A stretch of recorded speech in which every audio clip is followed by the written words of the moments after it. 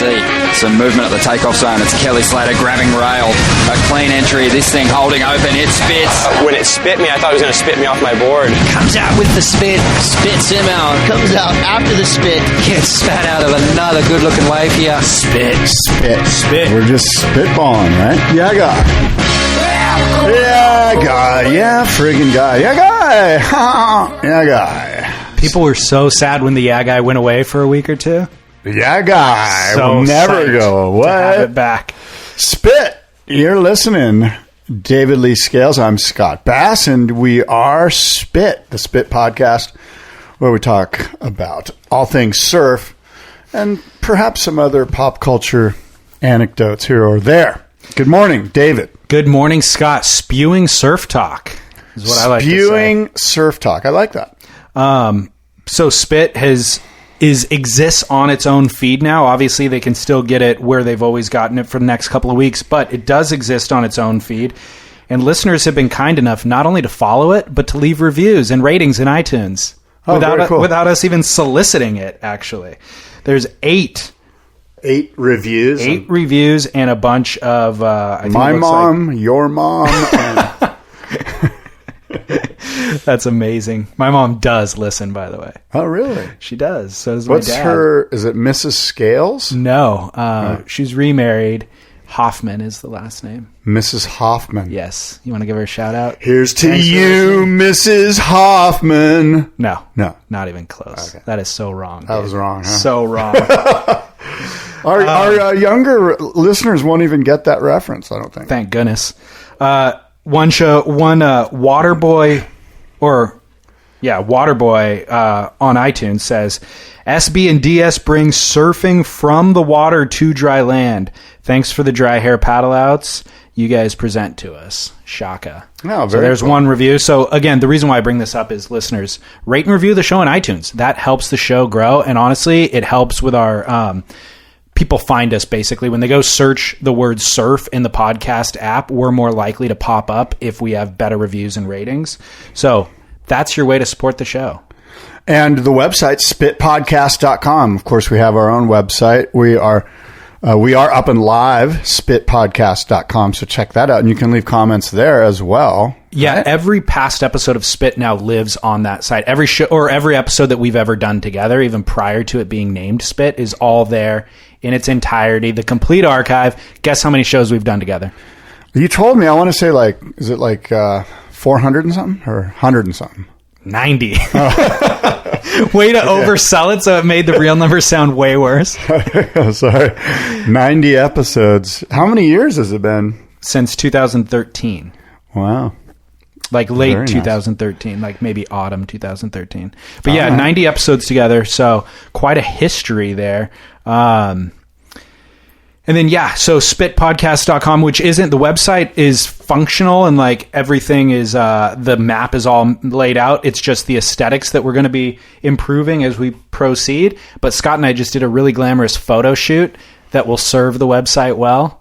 So that was pretty exciting, Scott. I know. I'm super fired up on that. I could tell you've got a lot of experience doing photo shoots and stuff because it really shined when we were shooting right now. It was impressive. I don't know. I think I'm not sure what to make of David. It was I very think he's impressive, being sarcastic at me, people. You're rocking the different poses. Well, let's get right into it. Do you have emails or do you want to read some listener? No, go for it. Okay. Koa Rothman gets smashed by a 9-foot surfboard. This is big news in the surf world, making the front page. Is there such a thing as a front page on a website? Yeah. Yes, there is. Making lead news on surfline.com and other media outlets. It's a Surfline story, and then everybody else pulled from it, obviously, as we do. We're basically just surflinerehash.com. Having a 9-foot gun stuck in a 2-foot thick lip on an 8-foot wave and landing directly on one's head while one is deep in a backside barrel is, by all accounts, a nightmarish scenario, said lead senior editor Marcus Sanders of Surfline. And he's referring to Koa Rothman, who, if you watch the video on Surfline, pulls into a beautiful and big, mean 10-foot backdoor barrel, backside, I should say, barrel. And as he's doing that, there's a surfer paddling out onto the shoulder who just ever so gently, nonchalantly, like that's what you're supposed to do, just slides off his board, lets his 9-foot gun get caught in the lip, and sure enough, it comes back and is a direct hit. The kind of hit where when you see it and it's in slow motion, you're like, that could kill you. I'm surprised it didn't kill him. It's gnarly. It's a direct hit. To the face. Yes. Yeah. Broken teeth. He swallowed some teeth, apparently. When he landed, he swallowed some of his chiclets. And head contusions, a concussion. And in many ways, he's quite lucky. And in fact, Koa says as such. He's like, man, I don't know Koa Rothman, but by all accounts, he's quite the calm and demure and thoughtful and forgiving gentleman. He exhibited a lot of grace in the situation. Said he never even found out who the guy was. Like, the guy apologized and they parted ways and nobody tracked the guy down. Like, the guy's anonymous. Well, my takeaway from this is a couple things. You mentioned one, the grace that Koa Rothman showed. Now, when you have a concussion and you've been hit, you're sort of traumatized. You're in a little bit of shock. You don't realize it. So you're not in this like, hey man, screw you, let's go, toe to toe. Like you're like, oh my God, I just got raked, and so you're kind of just dealing with your own situation rather than trying to create more. Yeah. But nonetheless, this account of what happened took place in the Surfline offices a couple days ago. And so he's had time to kind of get angry, and apparently he hasn't. Or, I mean, I'm sure he's disappointed in the guy's actions, but, like you said, he carries himself with a ton of grace, which I've heard about Koa Rothman. So that's one takeaway, that Koa took this like an adult. And the second takeaway is, it got me, now this isn't really a takeaway or a hot take or whatever, but it got me thinking about you and I and our principles that we laid out on the show and the idea of being leashless. And what led me to that was, how come this guy just didn't duck dive that wave? Or how come this guy, knowing that he's kind of paddling his ass off to the shoulder to save his own ass, in spite of being, potentially getting in the way of a surfer getting a great barrel, why didn't this guy just paddle inside, take his beatings, bail his board there where there was going to be no drama to anyone else? And so all of that thought process, that why didn't this guy do it the right way? And I thought, you know what? Does surfing leashless, and if the culture could embrace the concept of surfing leashless, would this have helped this gentleman understand his actions? And now maybe that's a stretch. Maybe it's a stretch. I think it might be a stretch, but because I think if you're leashless, you understand what it means for your board to not be in your possession, so to speak. They talk about with the NFL. Remember way back in the day, they used to not have proper helmets like we have them now. They were just like leather helmets or whatever. There were fewer injuries back then than there are now with all the gear, because now the guys feel like they have impunity to run full speed head first into other people, which in reality, you don't. And look where we're at. They Exactly. all have concussions and are dying at the age of 50. Yeah, so they used to take it a little more seriously when there was a lot less to protect them. So I think your point is, if we were all leashless, you would treat it like a little more life and death. Well, let me back up. You're right. But I'm not saying that this situation at this surf spot was a leashless situation. I'm saying in general, if you surf at your generic surfing day where it's okay to be, not okay, but it's not going to be dangerous to your board. You're not going to damage your board or lose your board or break your board. Like you and I, we surf in Southern California generally on sand bottom areas. And these are areas where I think if everyone went leashless, when the time comes for a serious 8 to 10 foot wave at a reef where you are wearing a leash, where you understandably want to wear a leash, you will have a better, sort of discernment of what's going on around you and who's around you and why is it around you. And oh, by the way, I do know how to duck dive because I've had to duck dive boards because I'm leashless most of the time. So I'm very concerned about not losing my board. I don't just let the leash act like a 2017 football helmet, which gives me impunity to just bail the thing and not worry about it. And so I kind of was thinking about that, and I don't know, maybe a cup of coffee got me off on that tangent, but I was wondering, man, does the leash have a spot in this situation, like sort of from the 30,000 foot level over time, Right. Our dependence on the leash. Do you think this guy was like, because he looked like he was like, yeah, this is what you're supposed to do. He just seemed like, yeah, I might get taken out. He wasn't going to, but now's the time, because the way he slowly just slid off this board and was nonchalant, like, this is what you do, because this is what I've seen him do at Mavericks or whatever, in the video. It's funny. I clicked play on that video before I read any of the article or even the captions. And so while my brain was just processing it with none of that context, I thought this is a bigger spot than maybe I've ever surfed. And this is certainly a spot I've never surfed. And they're riding bigger boards than I've ever ridden. So they must know more than I do. And the fact that he's out there and he's doing that must be the way to do it. So, can you duck dive a 9-foot gun? I don't think that you can. So I was factoring all that in, and I just thought, everybody did the right thing in this scenario, and it was a fluke, super chance. This is very happenstance, worst case scenario. But as I read the commentary, it basically everybody said, and even Koa and like the crew that he was with all said, no, that guy was a kook, and you should never do that. And the same rules that I know from surfing my local beach on shortboards apply wherever they were. And then I started feeling pretty indignant about it and feeling like you're saying, like, oh my gosh, this guy definitely was ill-equipped to be out in those conditions with those guys.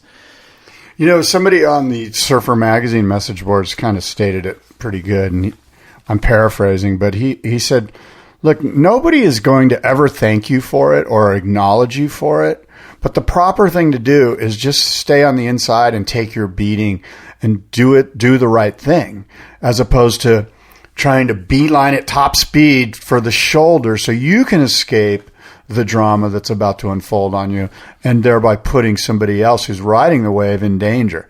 And he sort of nailed it. It's a thankless thing, but it's the right thing to do.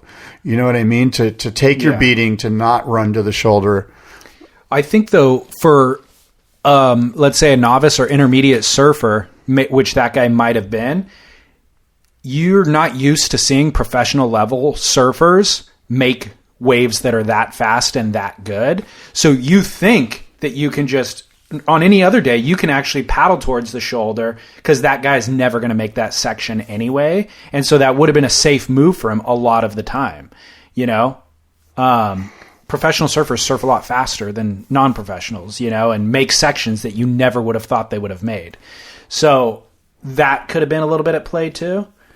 I remember I surfed, I longboarded C Street like a month ago or something, and there was a lot of novices out on this particular morning. Like, it wasn't that good of a day, and I was riding a longboard and making nose riding sections and making sections that look like they're going to close out, but when you obviously get up there, you start going super fast, and everybody was paddling right in front of me. Like, they saw me coming down the line from far away, and they start paddling towards the shoulder like this guy.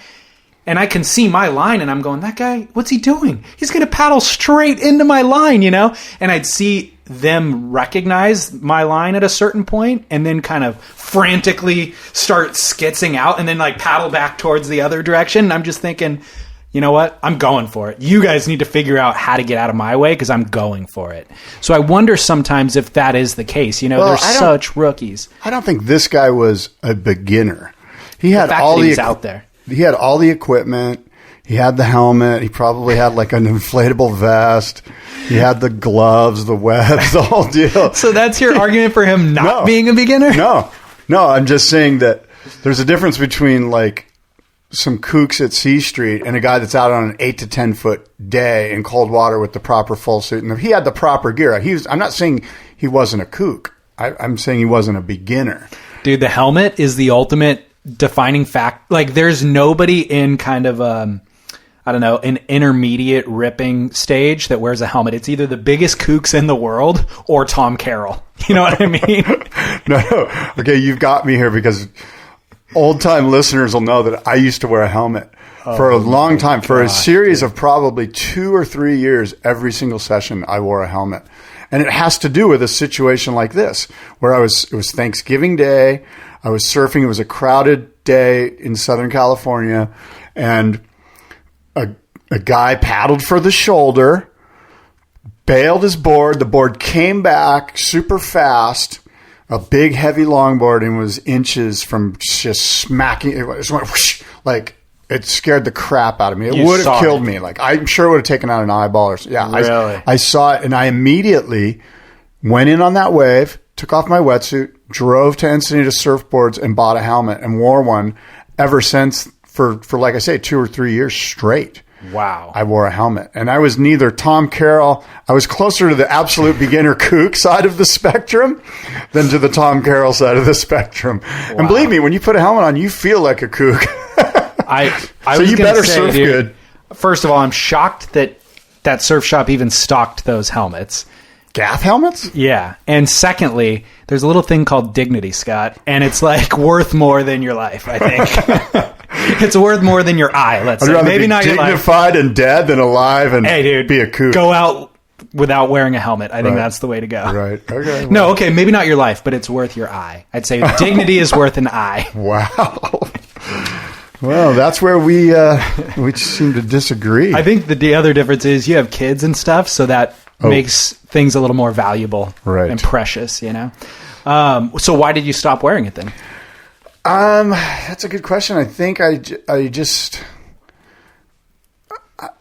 don't remember why. Maybe I lost it or I changed cars one time and it stayed in my car, my old truck, and I had a new truck. And then, you know, what happened is I remember actually, I didn't wear it for about 2 months. And I'm like, oh, I'm not wearing my helmet. You know, I was in the back of my head. I'm not wearing my helmet. And then I think my wife goes, hey, here's your helmet in the old truck. And she gave me the helmet. And I put the helmet in the new truck. And I drove and I didn't wear it. And I'm like, look, if you're going to have this piece of equipment in your car and not wear it, you're kind of a kook. Like, if you do get hit in the head and then you come back and you look at the helmet in your truck, that's bad. Yeah. So I just took the helmet, realizing I wasn't going to wear it. And I discarded the helmet from my sight so that at least if I do get hit in the head with a board, I don't have to come back to my truck and look at the helmet that I should have been wearing. That's some backward ass logic. You're a complex human being, Scott. That was way too deep of a glimpse into the stupidity that you're dealing with, David Lee Scales. Let's actually analyze your head gear choices. Okay. But by the way, you need to know that while I was wearing a helmet, I listened to music. So I listened to music and had a helmet on for 2+ years. Waterproof headphones. Yes. For 2+ years. You would just be this close talking to me and I'd just be like, I can't hear you. I'm listening to the Allman Brothers. You are such a weirdo, dude. All right, so you know what? Embrace it, man. You know what? Surfers are way too conservative. Oh, you got to do it this way. Oh, you got to do it this way. You're not cool. It's not that you have to do it this way. I'll do it whatever way makes me happy. It's not that you have to do it this way. It's that you absolutely shouldn't do it that way. That's what I'm arguing. No. That's when I go straight to that way and go, watch me.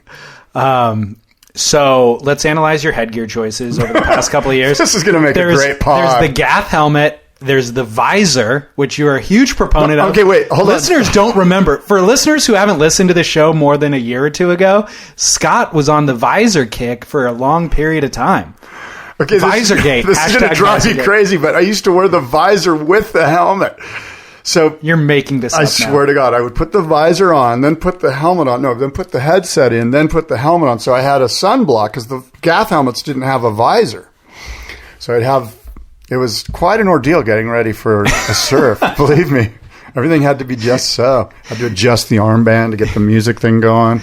You had zero shame, dude. It was shocking. It is shocking. There's photos of me out there, believe me. Well, listeners, dig those up and tweet them our way. You can find them right now. They're not hard to find. Wow, that is amazing. Yeah. Wow, and very confessional. I'm kind of surprised. You know what? I have nothing to hide. My... no, it's clear. What's the term? I will not begrudge the past nor wish to shut the door on it. Don't trip on that which is behind you. Is that your own variation on that quote? I just just ran. Boom, Yeah. All right. Now where do we go with this horrible podcast? Yeah. So spitballing. Well, let me actually read you Koa Rothman's quote from that day. He said, "That was probably the most barreled I've ever been on a 9-0. It was an 8 to 10 foot wave. I was in the barrel, and all of a sudden, a flash of red. It was the guy's board. When I saw the flash of red, I put my head down a bit because I saw it coming straight at my face, and it just cleaned me out on the side of my head. As soon as it happened, my teeth shattered together on top of each other, broken in half. And as soon as that happened, I hit the water and swallowed my teeth. Wow. I was like, oh, crap. I thought I crushed my eye socket. It hit me so hard. It was like a car accident." So that's Koa Rothman's take. Now, Scott. Yes. To fly in the face of one of your core surfing beliefs that you gave us a couple weeks ago, let's figure out what spot he was surfing. I know. It's funny. First of all, I want to applaud them for not saying which one it was. Yeah, they went out of their way to not say. They did. And I think that was good because let those guys have it. Go find it yourself. Now let's try to figure it out. We know there was full suits. Yep. We know it was this time of year. I'm assuming it was within the last month. Yeah, it was. They said South Pacific. With full suits on? They had full-on full suits. So it could be like off South America somewhere, like off Chile or something. That's kind of what I'm thinking, but it was a right. So maybe it was one of the rights down there near Pico Alto, or isn't there a right down there? Not that I'm aware of. I was assuming it was down in that area. Yeah. Because of the full suits and this time of year. Yeah. Could it have been somewhere in Spain or something like that? But they said South Pacific. But I mean, are we even believing that? Of course. Yeah, that could be a smokescreen. Yeah. So the wave he said it's like Jaws, but even easier to get barreled. Like the way that it kind of a peak and then it hits a section that just barrels perfectly down the line and it's crystal blue.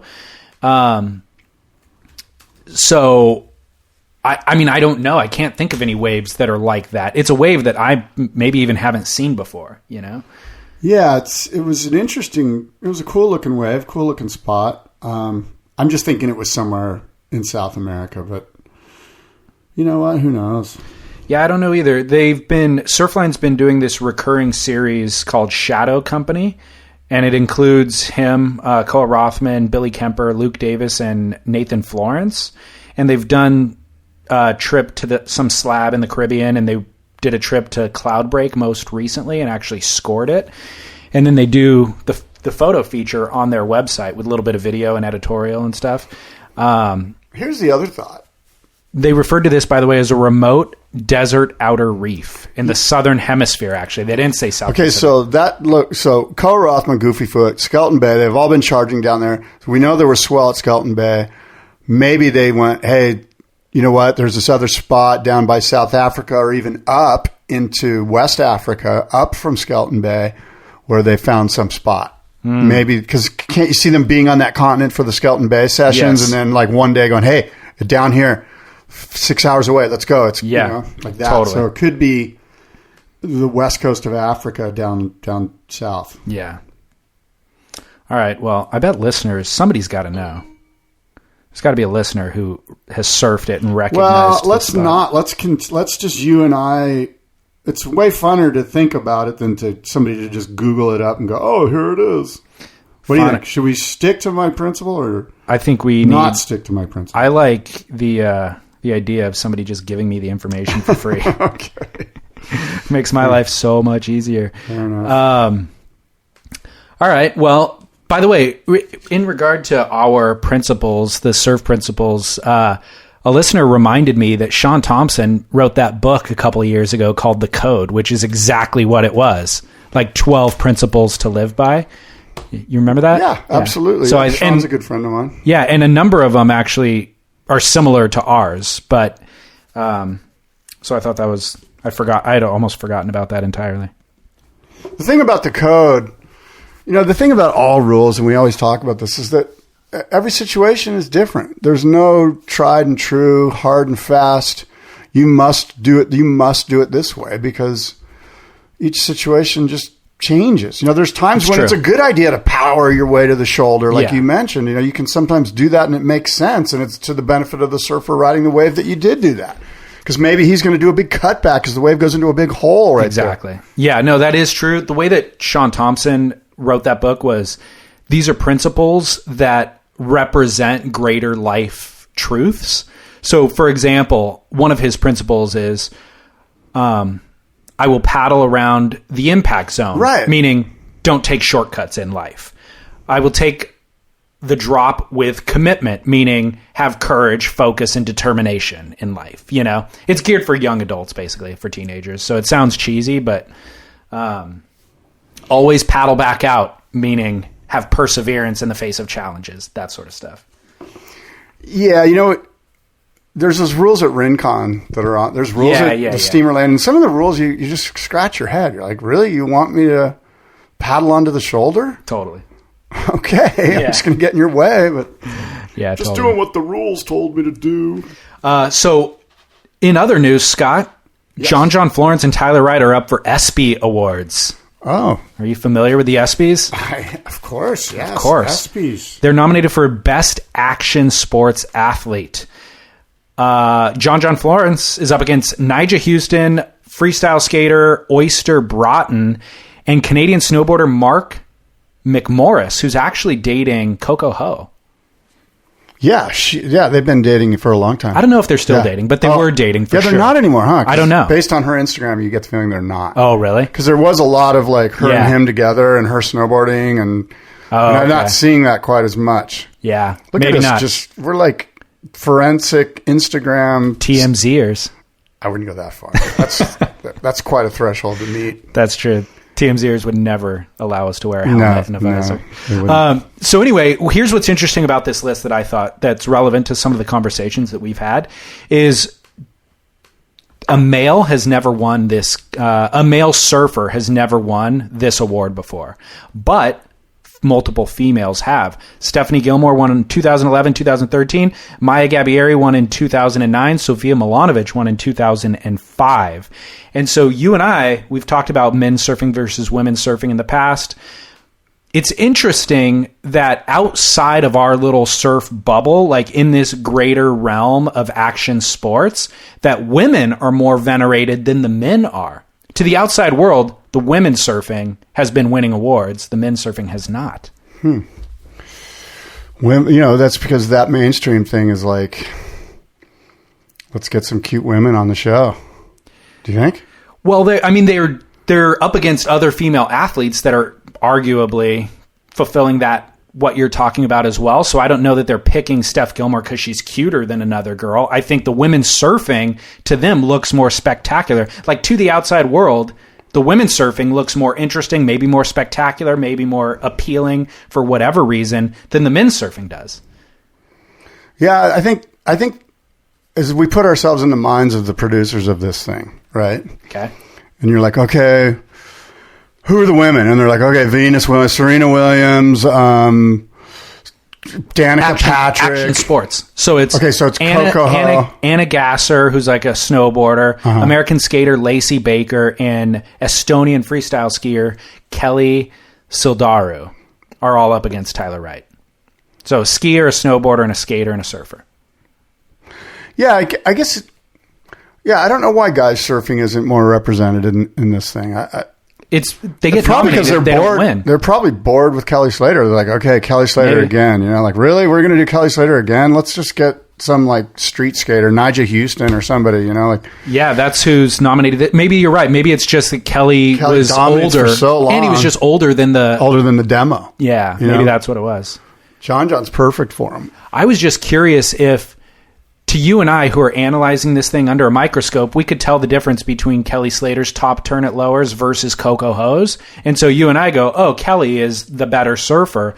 But to the outside world, they're not viewing it the same way that we are. No, absolutely. I watched like street league skating a lot because my son watches it. He's all into it, which is how I know Nyjah Houston's name. Sure.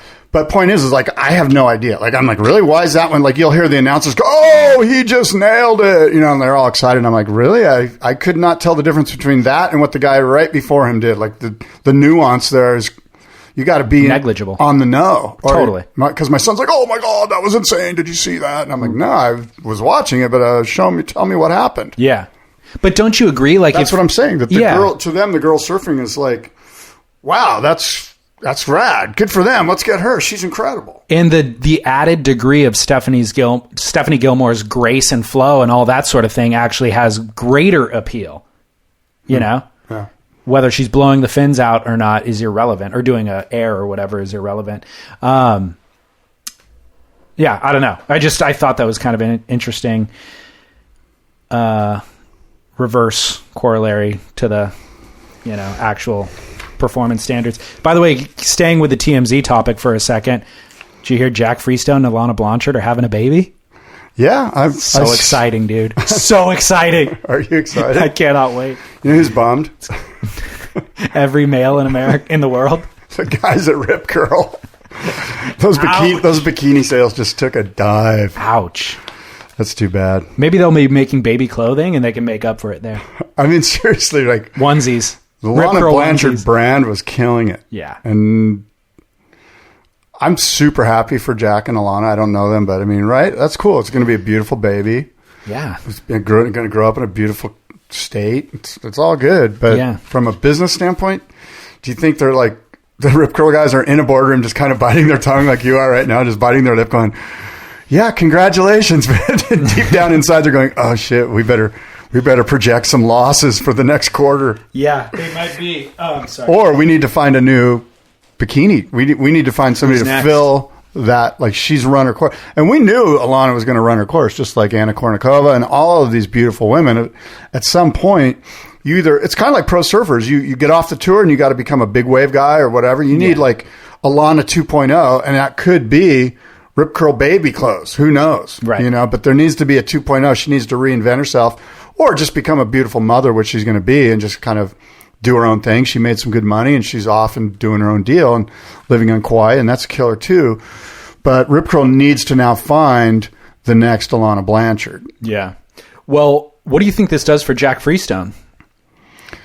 Wow. Like being a young father on tour. And Felipe Toledo, by the way, there's a bunch of guys. Well, let's just focus on Jack. Okay. I don't know his mental situation. Like, I don't know Jack Freestone. I couldn't tell you if he's like crumbles out under pressure when there's a 3-foot putt on the line, or if he steps up and drains it and goes, give me another one. Like what? And I bring up stress and pressure because all of a sudden, okay, now I have to take care of a baby and Alana. Maybe. I don't know what their situation is. And that means that now I have to go and do better than I've been doing. He's been doing well. He's been doing, moderate, not bad. He hasn't, he's doing better than he used to do. Made the final last year. Yeah. In Rio. Like, he's done fine. Yeah. He's come through when he needed to stay on. So that's a question that I can't answer. What does this mean for Jack Freestone? I think time will tell. Well, let's find out at J-Bay in a week, The fact that he's having a baby, I wonder if he's going to show up wearing a Gath helmet at J-Bay. With a visor. Because the sun sets in a weird place there. Life is more precious now. No, the sunrise, right, that blinds you going into the right. Yeah, at J-Bay. A visor either way. Visor will help, for sure, in the morning sesh. I just wonder, you look at performance levels of guys on tour who, on their span on tour, they got married and then they had kids. And how does that affect their performance level? And of course, that is happening as they're aging as a surfer as well. So there's more variables at play than just the marriage or the kids. But, what does it take to win a world title? It takes dogged persistence and focus. And those things distract from those. I think the grinder guys like Adriano, the Hobgoods come to mind. The Hobgoods, the Adrianos, the guys that are just grinding the tour. And then I think having a kid helps those guys because they're like, I'm blue collar anyway. Here I am. This is what I got to do to get through this heat. I got to paddle out here, catch the third wave of the set, ride it to here, do 2 of those. They fully have plotted it out. They're methodical. And then there's freewheeling Johnny guy on tour who's like, oh no, I got a kid. Take me to the pub. Yeah. Or does it just, I'm wondering too, as I was saying that it creates a distraction, I'm wondering if maybe it doesn't really create a distraction. It just intensifies the seriousness of everything. Maybe don't run out of focus. Maybe it makes your focus hyper alert. Well, look, some guys are going to thrive on tons of focus and do really well. And it's kind of like letting go with Slater. It's like when Slater hangs on and grips too hard, he doesn't seem to do as good. But when he's a little bit more laissez-faire, like, hey, you know what? I'm just going to go out and free surf and I'm so good. Oh, look, I'm lighting it up. Yeah. And so it just depends. Each guy's different. How Jack Freestone will respond to this, yet to be determined. I think initially it won't affect him until the baby's born and the bills are rolling in. Right. Apparently, word was he has $1 million a year contract with Billabong. When he got on tour, he signed for $1 million. He was going to be like Parco's replacement, basically, as Parco's phasing out his career. Right. And Jack hasn't delivered on those promises. And Parco, by the way, is doing phenomenally well. Well, you know, Jack's in that weird space where he's part free surfer, drop and edit guy, and he's part CT guy. So he's kind of he's in a good transitionary spot for when Parco, which apparently is retiring this year. Well, yeah, unconfirmed, but yeah, right. So he's in that good space where he can transition to a CT guy, maybe put 4 good years together, and then go back and be 28, 29 years old and be incredible free surfer guy who was in the top 10 4 years prior. Yeah, not top 10, but we'll see. Well, we'll see. We'll see. You don't think he's top 10 in the next 4 years? I don't know. You know, it'd be funny if you're the one who argued for him to be, because I think I see him as being on the rise competitively. He seems focused for whatever reason. Like, believe me, I'd be the first to go, see, I told you so. Jack Freestone, blah, blah, blah, too much, too soon. I sense that he's kind of got a game face on. I really like the guy. As a surfer, I think he's phenomenal. I had higher hopes for him when he qualified for tour than he's ever delivered on. But yeah, we'll see. It'll be interesting. Like I said, see how the baby affects that. He's currently sitting number 26th on the world title. He has a 3rd place finish this year, and the rest have all been 25ths. The 3rd place was at the 2nd event at Margaret River. Let me spit this out at you. Hit it. In late March, pro surfer Kelly Slater rode into a beautiful beachfront house on the north shore of Oahu. Kelly purchased a home for $7.8 million. And the 8,000 square foot home is, quote, built like a fortress for the elements. The desirable home actually received 10 offers, but the seller chose Kelly Slater even though his bid was not the highest. The seller, and I quote, felt that Kelly Slater was the right person to carry on the home's tradition, said the realtor. So Kelly Slater purchasing a gorgeous, massive mansion in Haleiwa, right on the beach. Good for him. It's a beautiful home. You can see it online. You can go online and check it out. Where should we go? How about spitpodcast.com? Spitpodcast.com. We'll post photos. Yeah, good for him. Yeah. I good feel stuff. I feel like he's always kind of he's lived under his means, below his means. He seems to be a pretty conservative spender, I would say. And just from my little experience that I have watching him on Instagram. I've heard that he's tight. Yeah. That's no secret. Everyone will tell you that for whatever reason, Kelly likes to watch his pennies. Good for him. Yeah, right? For sure. It's his money. No one else can tell him what to do with it. I remember at some point looking up on like celebritynetworth.com or something what his worth was. Maybe this was like 3 or 4 years ago. It wasn't that long ago. And it was like 15 mil. That's what they had it estimated at. A net worth of 15 mil. Yeah. Huh. So they just bullshit that stuff. No one really knows. I was wondering what do they use to figure it out? They just sit here like you and I and go, okay, let's see. He owns part of the WSL. The WSL is worth not much, so that's.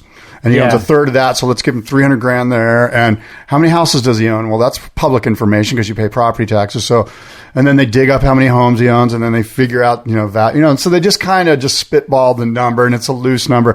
$15 million is like, okay, plus or minus $15 million. You know what I mean? Like that's how kind of off they can be. Okay. And I think they always go to the high side because it makes for better press. Sure. But again, I'm just riffing with you right now on how that comes about. Yeah. They don't call Kelly and go, give me your net worth. Of course. Yeah. All right. Well, I'm psyched for him. I always think about it too. Like when I've heard him talk about, obviously he's traveling the world all the time. And, he's just here, by the way. He was just playing golf. I know. Up here in Oceanside with my buddies. He was surfing lowers the last couple of days too. Yeah. My buddy said they played golf with him and he was on his phone the whole time. Like, didn't get off his phone. Like, literally put Talking? the phone down. Yeah, talking. Talking on it, or like Instagram No. staring at it? Talking. Like, he was on a Really? phone, like a conference call or something. And he was put it on his phone, hit his shot, pick up his phone, and like, my buddies would try to talk to him and he'd be like, hold on. I'll be right with you. did they get paired up with him, or how did that work? Yeah, they're friends with him. And they played 18 holes, and then Kelly joined them for another 9 holes, like right at sunset or whatever. And it's on Instagram. There's pictures of it on Instagram if you follow the right guys. Well, do you want to share those names? Off the air, I'll tell you. Oh, okay. All right. I don't want to be ruining my sources. I don't want to be... Ruin him, dude. We need Kelly. Give us some info. I just did. What is his net worth? Tell us He's right a now. good golfer, I'll tell you that. Yeah, well, you got to be bummed if it's like the one time you get to see your buddy Kelly Slater this year, and then he shows up and he doesn't. No, these interact. guys hang out with him all the time. It wasn't like... These guys, they're kind of like... There's business going on with these guys. It's not like he showed up and was being a dick about it. He was just like, yeah, let me join you. I got to make this call. Hold on, and it just... Right. Did you see he posted that Instagram of the shark jumping out of the water at lowers? Yes. Crazy, right? Yeah. What's up with that, dude? We've really not talked about shark. Considering how much shark talk there's been in the surf world, we have not talked about it at all on this show. We haven't. And I've gotten listeners after every show. I get a note from a listener like, "How come you guys didn't comment on the shark attack at whatever beach?" And it's funny. I used to live on shark attacks. Like when I was on the terrestrial radio, like they love when a shark attacks a beautiful girl in a bikini. You know, like that's like the perfect. Yeah. And so sharks would lead almost every show I would do. I'd be like, there's been another shark attack. And, all of a sudden people would light up the phones and you get all these phone calls. But the reason that I don't bring it up is it's been overkill. It's almost like, really, everyone's talking about it. Do we need to? And really, what is there to talk about? There's sharks in the ocean. Yeah, there seems to be more great whites than normal, but not really. They've been around for the last 8 years, at least, around San Onofre. Yeah. And the lowers area. And, okay, there's sharks. Like... because the news, like, there's been a shark sighting. Yeah, well, I was at SeaWorld and saw a shark. Why don't you open the news with that? I mean, that's my point. Like, they're everywhere. They're even at SeaWorld. Yeah.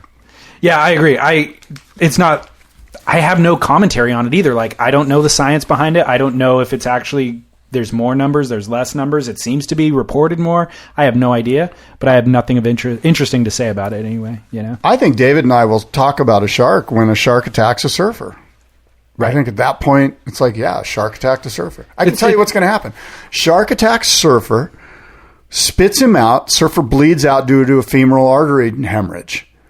And everyone's going to say, shark man-eater. No, the shark was just going up there to see what was going on and chewing on it. Yeah. And, of course, you're going to get your femoral artery ruined and bleed out. If they want to eat you, they won't find you. They will eat you and digest you. Like, the ones that are found are just... It's shocking that there aren't more attacks, though, considering all the sightings. You know what I mean?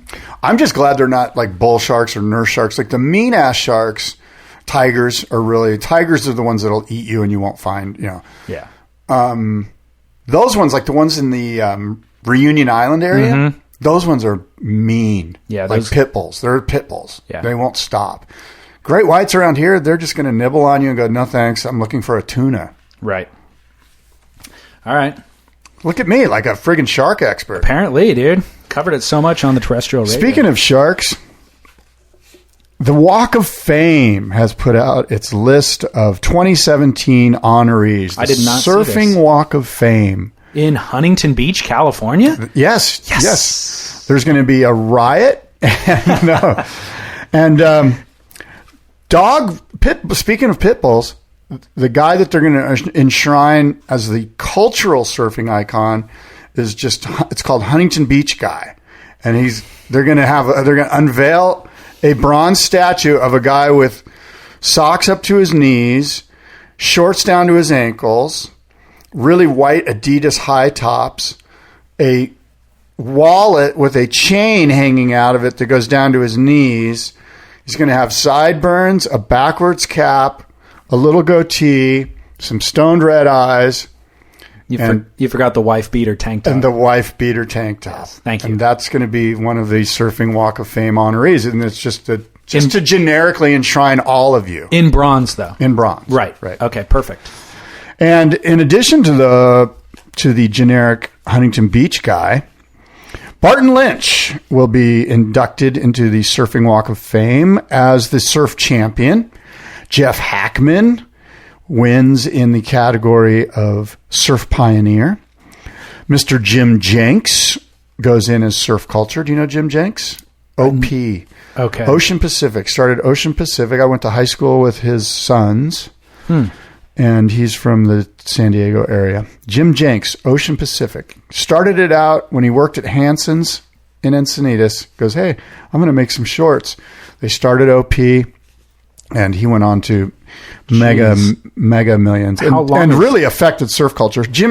OP was sort of that 70s era. He was like at the right place at the right time. He really sort of broke down the barrier that maybe like the Hang 10s and some of those early 60s brands had, where they weren't necessarily going to be found at, say, JCPenney. Well, OP really found its way into specialty retail, i.e. surf shops, and then made its way into, was the first one to kind of break its way into the mainstream retail outlets.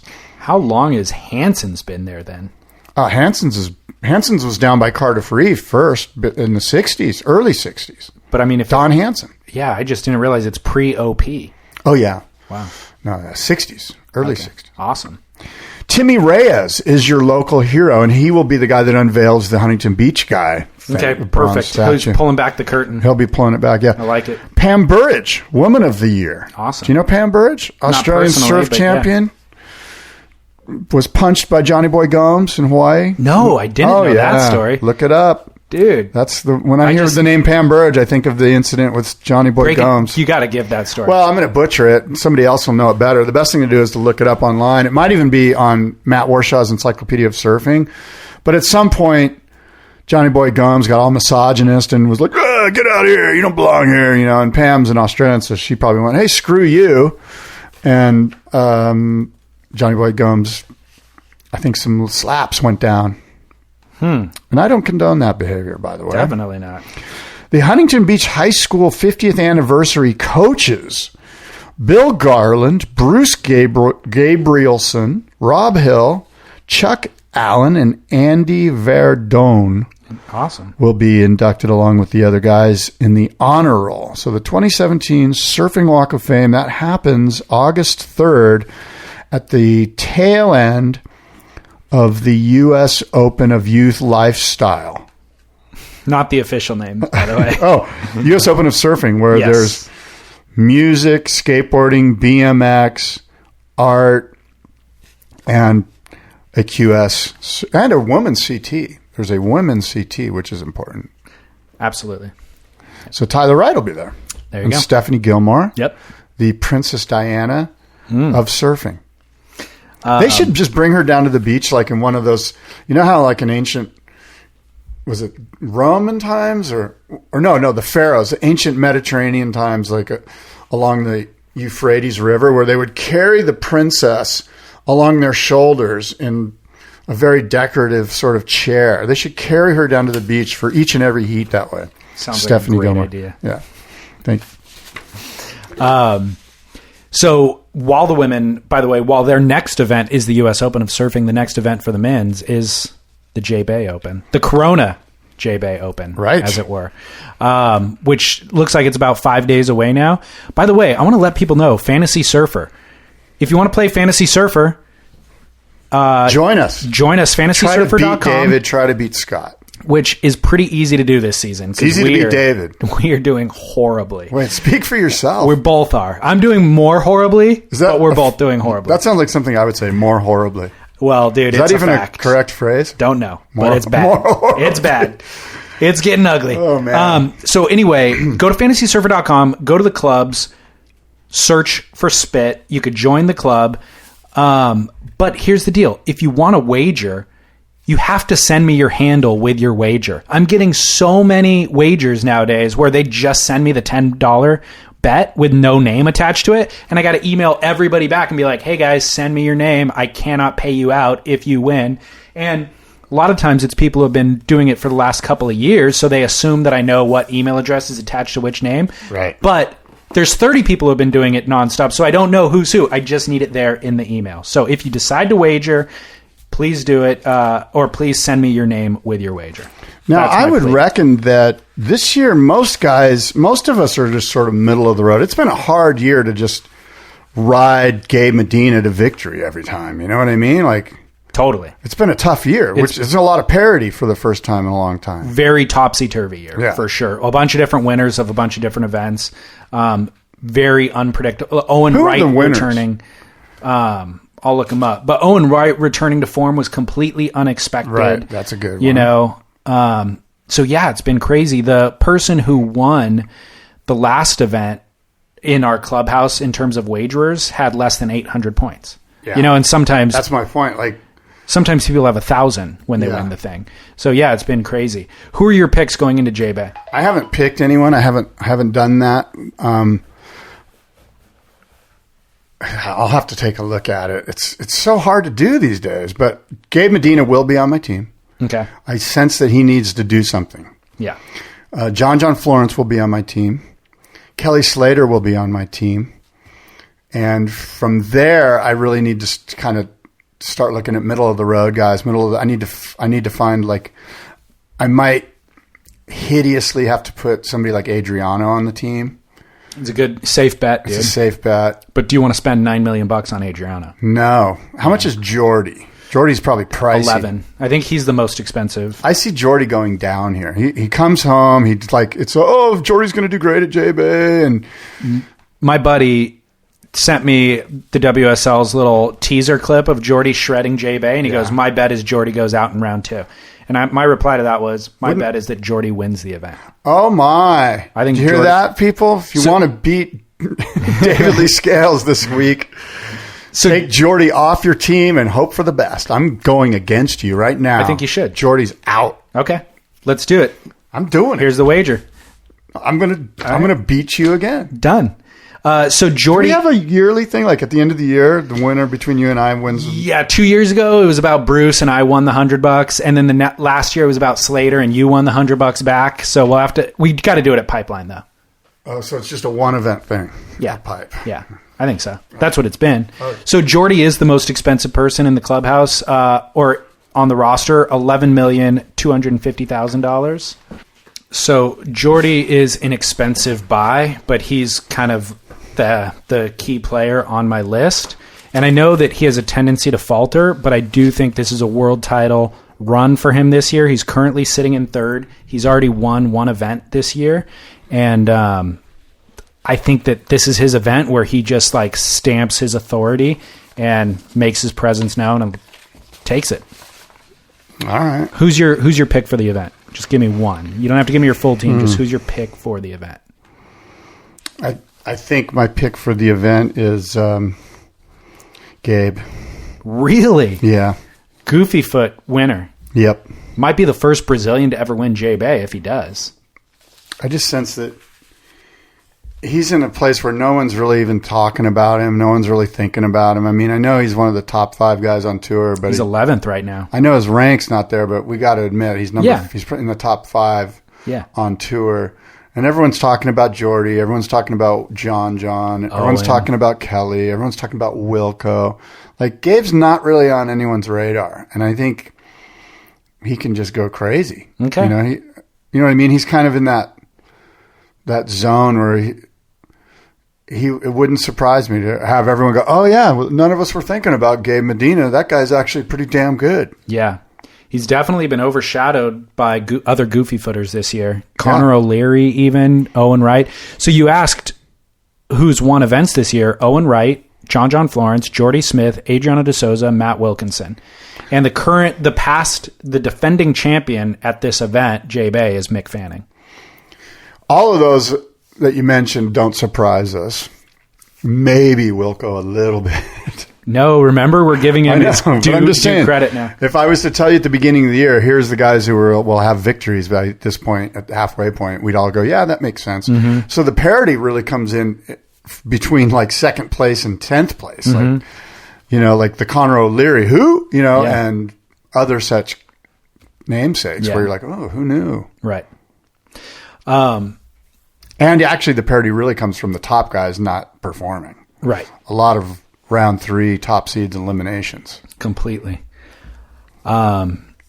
Surf Park Central. Yep. I've got an update for you. Okay. Number 1, the Wave Garden team. Recently, this is old news, but I'm just going to go down the list. I want you to know what's happening in the surf park world. Things are happening, moving, shaking, taking place that we don't even realize because it all just kind of like goes on without anyone that lives on the coast thinking about it. All right. But the surf park world is sneaking up on us, David. I'm so excited to learn about it. We all know that the Wave Garden Cove prototype is insane. We've seen videos of the pros riding it. They've all claimed and that's just a small little proto. It's not even the big version. We've recently seen Mateus Hurdy riding this thing in the Basque country of Spain. So the Wave Garden Cove is exciting, and it's exciting people. Number 2, the Inland Surf Park in Texas has opened its doors for the 2017 season. There were some setbacks, but the fact of the matter is it's open. And by the way, I just realized I got an email from somebody who visited there. See if I can bring it up in a minute. But well, you had tickets to go, and then they shut the park down and refunded or postponed it or whatever. Are you going back? Yeah, I'm gonna go. I've never been. I want to take advantage of my buy-in there. Your credit. Yes. But you haven't scheduled it? No. Okay. But I got an email from a guy who had a layover in Austin and went and surfed it and was like, did it on a whim, didn't plan it, just happened to be in Austin, and he said it was killer. Really? Super fun. And there's recently Josh Kerr was there. I don't know if you saw his Instagram where he was there with his kids and he was ripping. And it just looks like a rippable, fun scenes, but they're back open. They had that liner issue where the liner of the pool ripped. You sure that Josh Kerr footage wasn't him wake surfing the back of his boat? Because I see that footage on He's his everywhere Instagram all the time. He lives the life. No kidding. He's like golfing somewhere, and then he's wakeboarding, and then he's always in Austin. Wake. Yeah. And then big wave, catching a giant wave somewhere in the world, then back in. Now he's in Bolito doing the QS event. It's just like nonstop. So the Inland Park in Texas, Austin, is back opened. And I quote Doug Coors, the Inland Surf Park founder and CEO, "Spearheading innovative technology is not for the faint of heart." That's code for we had a problem last year. "The response from the global surf community has been humbling, and we are eager to showcase our updated lagoon and amenities for 2017. So if you're a surfer, I think a bucket list item should be riding a wave park, wherever it may be. And for you and I, living here in California, flying to Texas, seeing a show, eating a killer steak, and going surfing to check it out, just to be able to say, yeah, I did it. I either did like it or I did not like it, is something that you as you're kind of a globetrotter. I see you all over the place on Instagram. Like you're in Cuba, or you're like somewhere drinking wine with somebody, or you're, who knows where you are. Or you're in like Culver City. I am the Josh Kerr of the podcast world. I think you are. Going to Costa Rica tomorrow night. Are you really? For a week. Wow, good for you. See, dude, all over. Where are you going? Negra. Oh, you're so stoked. So stoked. I love that wave. And the waves are good. Like the forecast is This good. wave forecast is really good. Yeah. Are you going to meet Tony there? Yeah. Is he going to take photos of you? Because I need to see TR. Send me photos of Dave Scales. No one knows how this guy surfs, and we need to see photos. So I was actually, after we had that conversation a while back, I was going to send you a couple of photos because I do have photos of me surfing somewhere. And I want real photos. Yeah, no, these are legit. I mean, my surfing isn't legit, but like the photos are from like somebody with a decent camera anyways, not iPhone photos. I was going to send them to you. I didn't quite dig them up, and then I decided not to dig deeper because you're probably going to use them against me. I was like, I could just see the Photoshop now.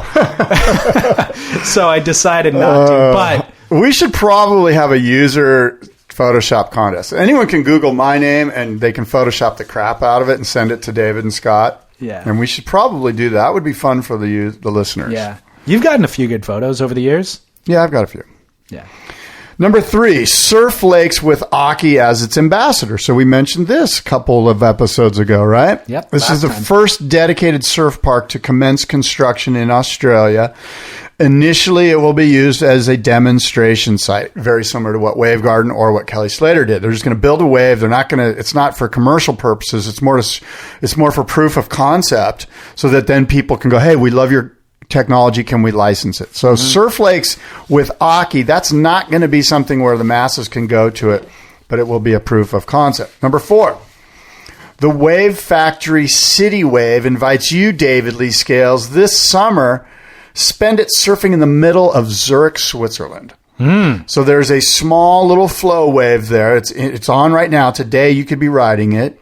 It's probably the size of this conference room, maybe twice. So it's a small little thing. It's a flow wave. It's not a full-on barrel wave. You'll be a little bit underwhelmed if you went there. But the beauty is that you're in Zurich, Switzerland. And David, you're having a Pinot Noir as you're, doing a podcast with the guy who invented it whilst watching somebody ride it, and then you go and you ride it. So when you kind of take the whole into your perception, understanding all of the goodness around you, the smallness of the little flow wave, sort of minor relative to the fact that there's going to be beautiful blondes sitting by your side. Number 5. Wave Garden Scotland, the company which hopes to develop Scotland's first artificial wave park, has submitted its planning application after receiving overwhelming positive feedback from public consultation. So, in an unprecedented scenario for major application of this type, there were 0 objections raised. So, Wave Garden Scotland is well on its way to breaking ground. Number 6. The proposed urban surf park in Perth appears to be hitting some political roadblocks. With the emergence of the lease details last month, local activists have formed a coalition called the Alfred Cove Action Group. Their objective is to stop the development of the urban surf park in Perth. They currently have 2 petitions circulating, which have garnered over 3,000 signatures. And one of the objections is the way city officials in Melville, which is where the park will be, how they moved the proposal forward. The city has acted to suppress public criticism of their reports and actions and repeatedly provided incorrect or confusing responses to ratepayer questions, said the Action Group's spokesperson. Quite apart from its unhealthy determination to place the wave park in a highly unsuitable location, there was also the matter of a senior city officer owning shares in the proponent's company from the outset. Oh my. Additionally, he reportedly played a role in drafting the lease, which will remove the Melville Bowling Club, which is like what the old people do there, right? They go to the bowls. A lawn bowling organization from their current greens. That's in Australia to do that. That's got some balls. You can't just move the bowling club. That's a big deal. Cahoon says he declared his involvement with the company back in 2013, and presently the city of Melville is following his lead. The Public Sectors Commission is investigating for any potential misdeeds. But there's obviously some politics there that happened the wrong way. Something in the back room. Give me shares. I'll get your thing through. Right. Well, don't worry. We'll ramrod this thing through. And so that one is, I think, an example of the way not to do business.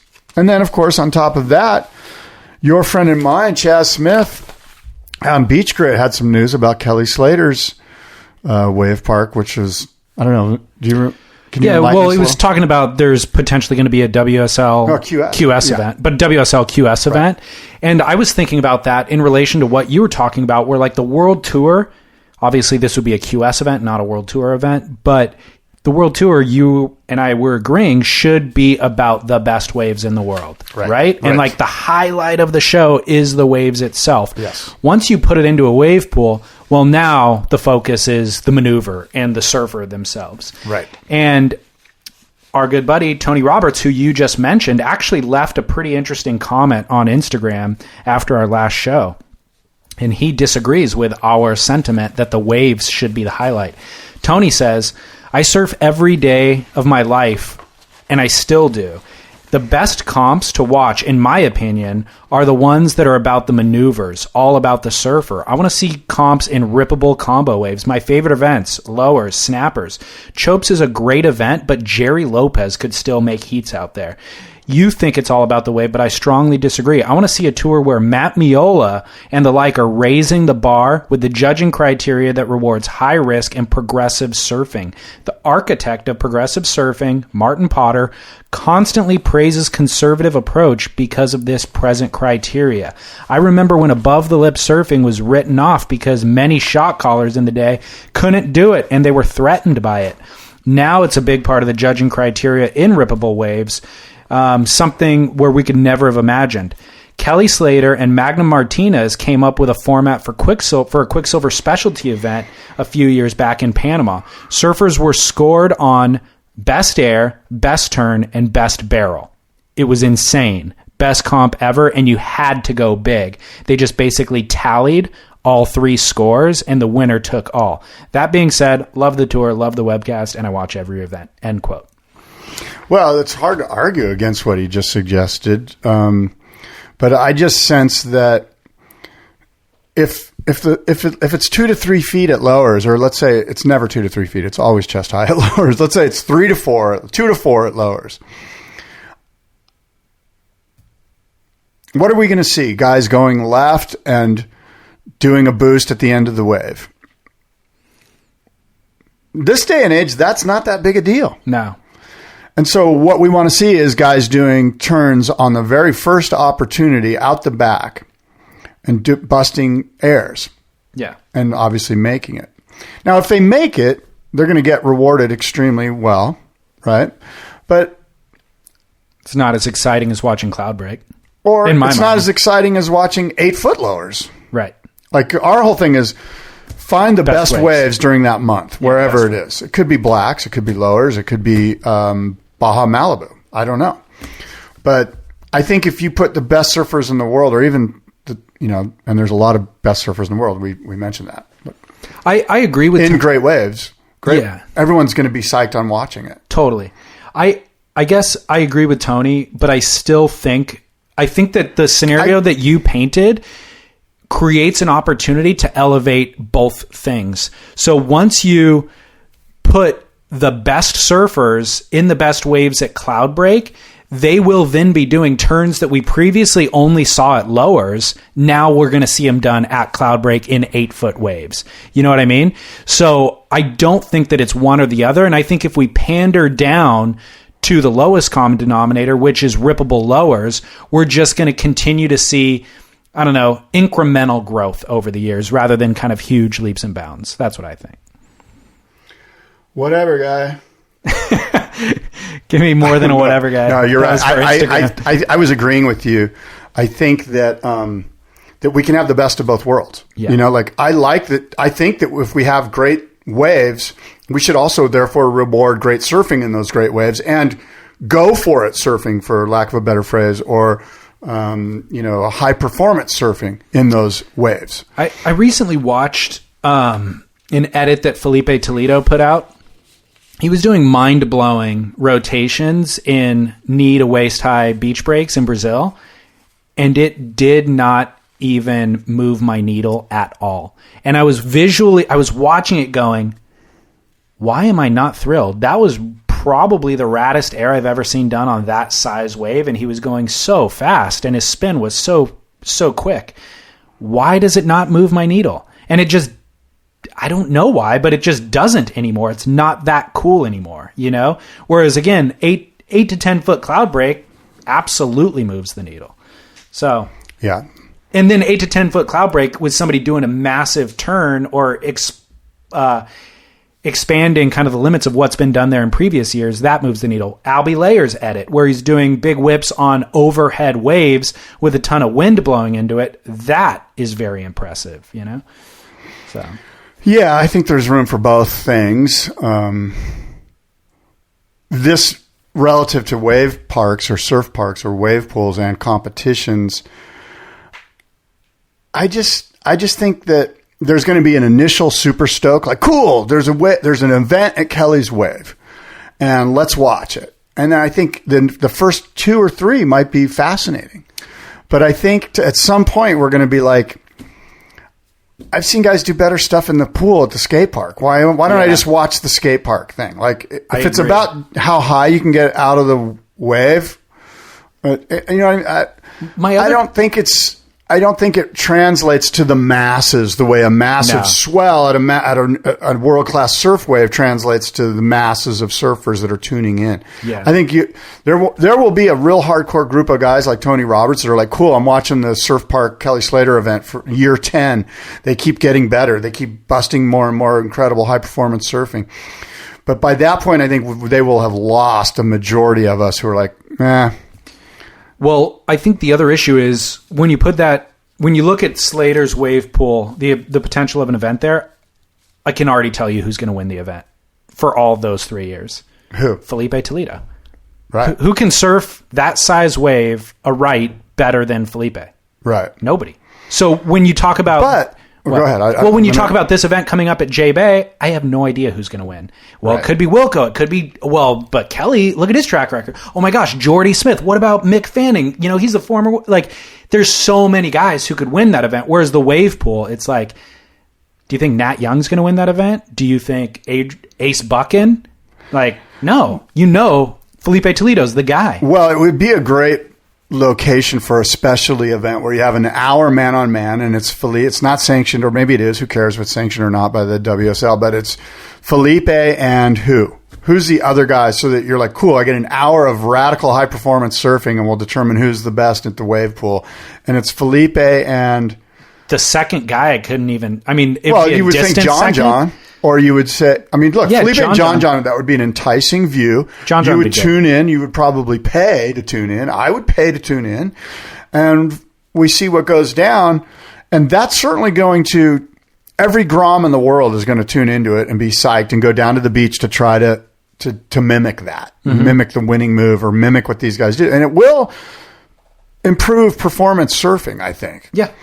And I think it is a worthy watch, but I don't think it's the world tour. I agree. I don't think it's sending these guys out at Jaws during the opening event of the season. Yeah. That's exciting. Totally agree. I got a must-see moment, Duke and Kook, and I've got some philosophical thoughts maybe I could share with you too. Or do you want the must-see and the Duke and the Kook? Well, I think we want both. Okay. Well, I've been having a existential, not crisis, but just conversation in my head. I recently recorded podcast conversations with Parmenter and Ryan Lovelace. And so together? No, separately. Oh. I was going to say, that would have been insane. Separately, but you start having these conversations about different boards that you could be riding, And I had watched this new surf film that's doing a circuit right now. It's called Free Jazz Vein, and it's kind of shot on film and a bunch of groovy flow posers, super groovy dudes riding weird equipment, you know.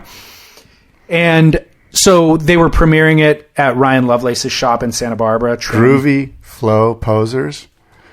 That's the name of my new band, the Groovy Flow Posers. It's solid, dude. We do Moody Blues covers. Perfect. Ride My Seesaw. Go ahead.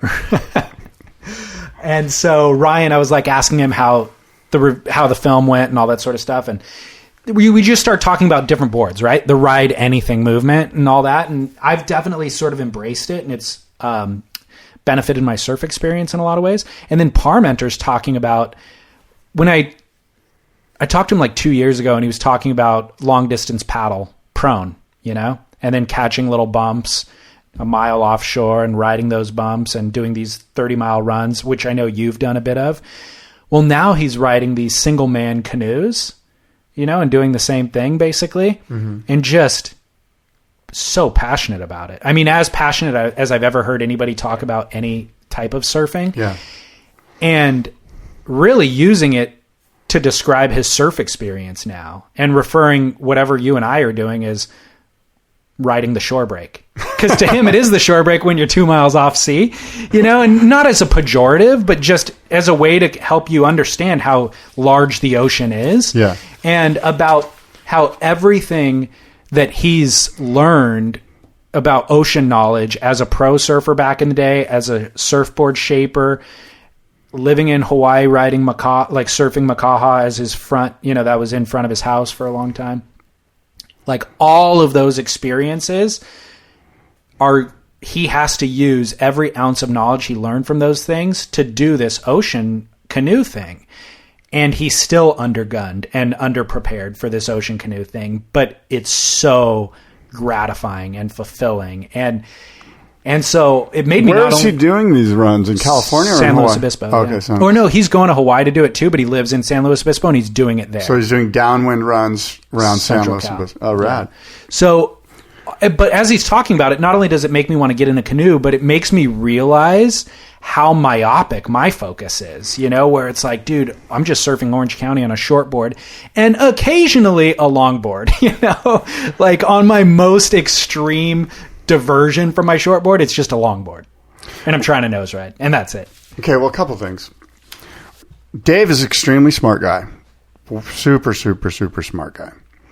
And Dave is just in a different place in his evolution of surfing than you or I or perhaps the listeners are. There was a point in Dave's life, and I'm not going to speak for Dave, but I'm sure there was a point in Dave's life when he was intrigued by riding tri-fins at the Cayucas Pier.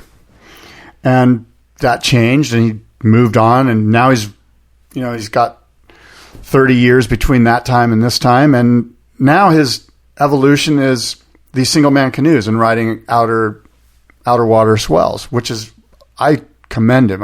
I know that that's a ton of fun. And it wouldn't surprise me in 10 years, Dave's sailing somewhere. And he's like, I put away this, and this is the new thing. And he'll go on a soliloquy about where the energy of the wave actually starts here with the wind. And if I can catch the wind, I'm really riding the wave before the wave. Who knows what he's going to say. But you see what I mean? That's the evolution of the waterman. Like, look at Phil Edwards. He's sailing right now. I know he's probably, he's in his 80s, so who knows what he's doing. But my point is that I bet when he was 68, he was intrigued by sailing, But when he was 19, he was the first Tom Curran. He was the greatest style master of them all, Phil Edwards. And all of us go through this evolutionary process. Now, some of us stagnate. It could be argued that I'm in a stagnant place. Why am I trying to ride a 510 tri-fin when I'm 52 years old? It's hard, and so I have to find waves that'll push me along. And so it's exciting that Dave's at a place in his evolution where he's excited to talk about it. And Ryan Lovelace and those guys that ride some of those designs are excited about the flow. And I'm excited about the flow. And really what we're all excited about is some form of riding of energy, of nature's energy. And that's what I'm doing. That's what you're doing. That's what Dave Parmenter's doing. That's what Ryan Lovelace is doing. That's what we're all doing. We're just doing it in different ways. Yeah. And I don't think you should be in a conundrum about, I haven't reached the level, of whatever, I'm not at that place yet. Just know that at some point you're going to get to that place. You're going to be kind of unsatisfied with your 510 tri-fin and you're going to get a longboard and then you're maybe going to get a glider. And then at some point, you know what? You might try stand-up paddle surfing and you might do it in a river somewhere in Colorado and you might get excited about that. And then you'll be like, God, this paddling thing, holy shit, single man canoe. By the way, I'm right there. I want to do the single man canoe thing.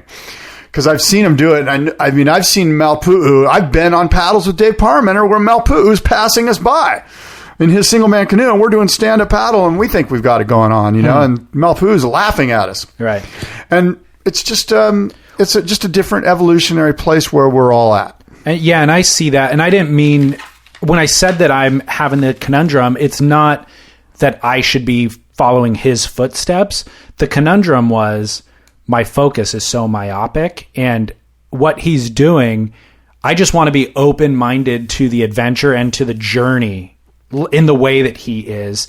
And I'll find my own. I'm not going to follow those footsteps necessarily, his footsteps necessarily, but it's a reminder that I'm actually not satisfied with what I'm doing. And the only reason I'm still doing it is because my focus is so narrow.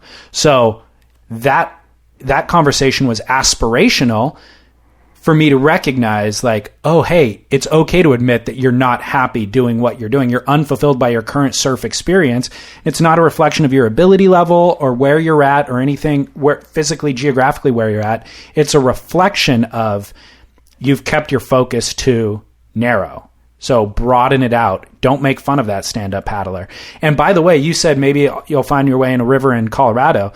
I didn't tell you this, but when I was down in Baja last month, my first session down there was on a stand-up paddle at a novelty wave in a harbor that the harbor was poorly engineered, so waves break inside of it.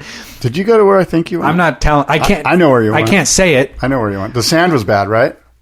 Or good. Oh. You know, like depending on what you want to do. But It was the wave, novelty wave breaking inside of a harbor that was the raddest surf experience I've had in a long time. And it gets good in there, but it wasn't. It was like knee high. Yeah. But on the stand-up paddle, it's super fun knee high. And getting these long rights that actually, there was like a refracting kind of situation. But it was just so much fun. Had a complete blast. Much more fun session than I had later that weekend on my shortboard surfing K38. Yeah. You know? Well, good for you. You know, like that's good. I'm stoked for you. And I think, by the way, I think following Dave's footsteps isn't a bad idea. I think he's I'm open to that too. You know, I could see that as an opportunity. But at the end of the day, I mean, look, you could pick up a sail and start windsurfing or, kiting. You could, I mean, there's a lot of options, you know? And the fact is that we all get a little bit stale in our choices, and it's like, what's next, you know? Yeah. Well, I had these conversations, and I asked Lovelace, you know, where do you see the most potential for design improvement in surfboard design? And he was saying the realm that really is interesting is finless, you know, where those guys are going faster than anybody else. There's new potential for lines to take and ways to ride the wave, but there's also limitations in terms of sliding out and things like that. Like when you see even the best guys do it, you can see where the limitations are. They're squatting. It's a lot of pressure on the knees. So there's got to be design implements that can eliminate those limitations and expand upon the free friction that you're feeling and the speed that you're going. And so we have a conversation, and he talks about successful examples of it with Ari Brown and certainly Derek Hind and stuff like that. And then just completely coincidentally, Jake Howard wrote a story that showed up on Stab magazine examining where we're at with finless surfing. And so that opened my mind too. And I've ridden a few finless boards and like had varying degrees of success, but it is fun. It's super, super fun. The squatting thing hurts your knees. Well, look, everyone likes to go fast, and finless surfing is fast. Mm-hmm.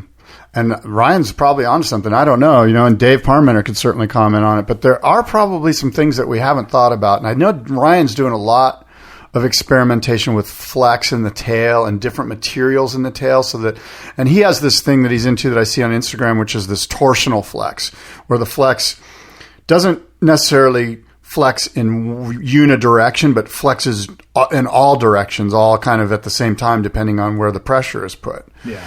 And those could be things, and again, I don't know, those could be things that break some barriers regarding finless surfboard design so that these guys don't have to be bent down on their knees all the time. Right. They can be standing and putting pressure into the rail and not worrying about spinning out. Right. Because it's going to engage and stay engaged. And then when you want to be, you know, do those spins or whatever, I don't know, I guess you do them somehow. You put your hand in the wave and it starts to spin. Well, that's where that flex comes in, and using different material types for the board itself, what it's made out of. The flex allows you to store energy when needed and then release it when needed as well. So you're not relying on fins as much, but you're able to use the edges of the board to use that to store the energy and then shoot it when you want, you know, and it seems to be a young man's game. Finless boards have to be thin. Except look at Derek Hind, dude. He's riding 11-foot guns at J Bay. Well, they have foam. My point is like there has to be volume to catch the wave somehow, because so you have an 11-foot board, but it's thin. It's a thin 11-foot board, at least on the rails. Maybe on the rails, but that 11-foot board he's riding looks big. Well, it's 11 feet long, but I know. I'm sure that my point is, at least my experience, and I'm naive To have an edge. You want it to be you thin. have to ride high in the wave Yeah. and not drop down to the bottom, which is where you're going to get your speed is up high. To ride high in the wave, you need a thin. That's why the Elias, when they first started, everyone's like super stoked on the Elias because they're literally maybe a half an inch, 3/4 of an inch thick. They ride so high in the wave that you get tons of speed and you keep tons of speed, and they're so thin that you don't slide down to the bottom. You have a little edge on it. Yeah, the edge is natural from the wood, but so you're constantly fighting this battle of I need it to be thin. Thin is where the speed is, and thin is where it stays engaged in the wave face. Once I get thick, then I start to drop down to the bottom of the wave, and I lose my speed, and I'm stuck. I'm going nowhere fast. Right. Slow, really. And so there's this constant. And then the reason I say the battle for older guys is that, look, I need to catch the wave. It's hard to catch a wave on a thin, narrow surfboard. Right. What good is having fun on a wave if I can't catch it? Dude, just envision paddling an Elia right now. Nightmare. It's hard. Nightmare. That's why they were 11 feet long. Yeah. And so there's this battle there, and that's on a totally different level than the torsional stuff that Ryan's talking about. I think finless surfing is sort of a young man's game unless you're Derek or me or you, and we're on 11-foot finless boards. And, you know, I don't know.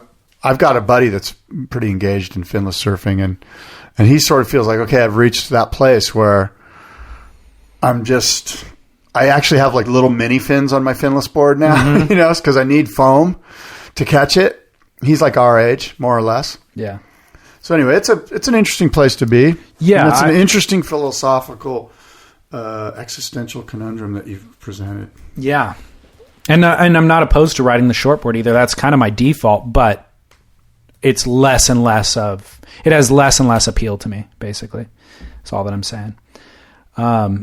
Must-see moment, Dukes and Kooks. My Duke is Alex Gray, who put out a thing on Instagram of him getting barreled wearing an Uncle Sam red, white, and blue outfit and carrying the American flag whilst within the barrel. Doesn't he have a sparkler in his hand? Sparkler. Yeah. Alex Gray So funny. is my Duke, and that guy can't do anything wrong, apparently. He's having a blast. He's a good man. Yeah. My kook is the guy who bailed his board, thereby hitting Koa Rothman in the head. Could have been a serious injury. You, my friend, are a kook, at least for this week, at least at this moment. Absolutely. That was my kook, too, actually. My Duke is actually Jadson Andre, believe it or not. You know why? Actually, Jadson and the WSL. One thing that you and I have talked about on the show a lot is how the WSL really needs to cultivate the stories of the surfers on tour. These are interesting characters, and when you watch NFL's series of programming, they have really in-depth profiles with these guys. And it ingratiates you to them, endears you to them as the viewer, and then you root harder for them when they play. So we've always said that the WSL has really underdeveloped those things or just hasn't gotten around to it yet. Well, they've invested in that. And they have this whole series now on their YouTube channel called Athlete Profiles. And apparently they've been doling them out for the last year, unbeknownst to me. I just hadn't noticed them. But they recently did one on Jadson Andre, and it was awesome. And then I went through the archives and watched Felipe Toledo's and Jeremy Flores's and Courtney Conlog's and a whole bunch of Chloe Andino's. They have about 15 of them, I'd say. Looks like they're putting one out about once a month or so. But the Jadson Andre one I thought was the best. His story, you know, coming from poverty in Brazil. His parents had him when they were 15 years old. Yeah, and they were impoverished, you know, so like they couldn't support, but the dad like loved soccer and they wanted him to go play soccer, but the uncle took him to the beach, and so he started surfing and just completely abandoned any other pursuits. And his parents were really concerned because they're like, nobody makes a living off of surfing, and they were living in Natal City, which is nowhere near any surf industry. But he won some local contests.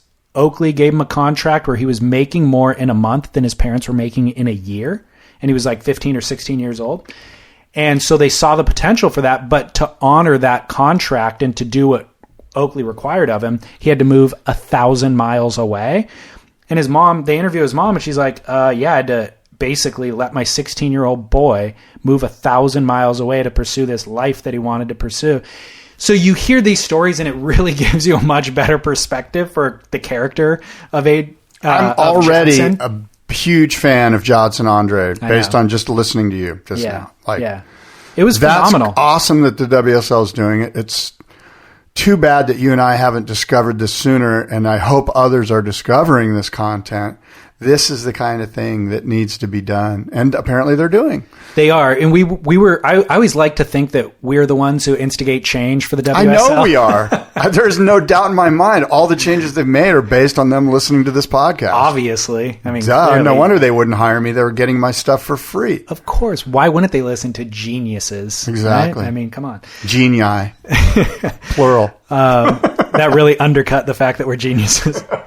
So it's a 9-minute little documentary, less than 9 minutes, and it makes you fall in love with Jadson. And by the way, everybody that they interview, I know, I've noticed that they all love that guy. Yeah. Like everyone on tour is like, this guy is salt of the earth. Totally. And he's just like high energy, but positive energy.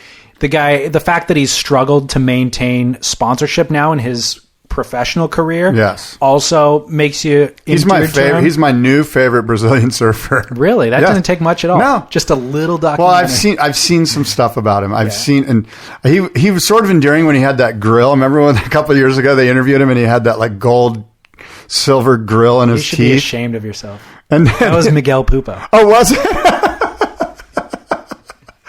Anyway, I was you just appropriate every Brazilian goofy foot for the other one. Wasn't that Wiggly Dantes? Idolo Dantes Gabriel? Gabe's really the only Pupo? one that I think that's who that was. Gabe's really the only one that I truly can tell the difference. No, but that was Pupo. That was Pupo with the grill. I thought Jadson had a grill too. Nope. Anyway, good on you, Jadson. I'm a big fan. Well, another thing that I remember somebody saying about him a year ago was like, he's always in the chow line, like at the event site. You know, they provide meals or whatever. And like, but sometimes if you're on Tavi, you'll just grab breakfast at the hotel before you go out to the event boat or whatever. Jadson would just be at the event site in the chow line stocking up on food because he's on a budget. You know, he doesn't have the $1 million contract that Jack Freestone has. He's like throwing bagels in his backpack. Exactly. For later.